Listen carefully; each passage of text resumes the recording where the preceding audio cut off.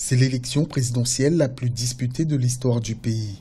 Les Tanzaniens se sont rendus massivement aux urnes ce dimanche pour élire leur futur président de la République. 22,7 millions d'électeurs étaient attendus pour ce scrutin majoritaire à un tour. Une présidentielle couplée avec des législatives et des municipales. C'est une nouveauté, car de toutes les élections que nous avons eues depuis l'indépendance en 1961, celle-ci est la plus grande, la meilleure, la plus compétitive.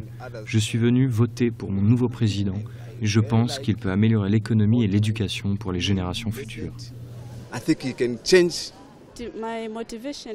Ce qui m'a motivé à venir voter pour mon leader pour les 5 prochaines années, c'est que je pense qu'il est capable de changer ma vie et celle de mes enfants et de mes autres descendants.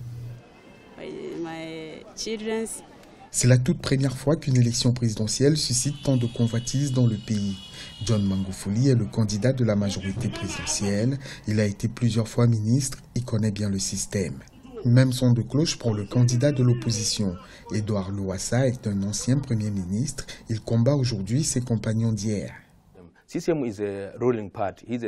Le CCM est une grande formation politique. C'est le parti au pouvoir en Tanzanie. Ils vont se battre pour renouveler leur mandat, mais ça ne sera pas facile parce que Edouard Lowassa est populaire dans plusieurs régions du Nord et dans la capitale. Et le CCM est vraiment très populaire dans les villages. Attendons de voir qui sera élu.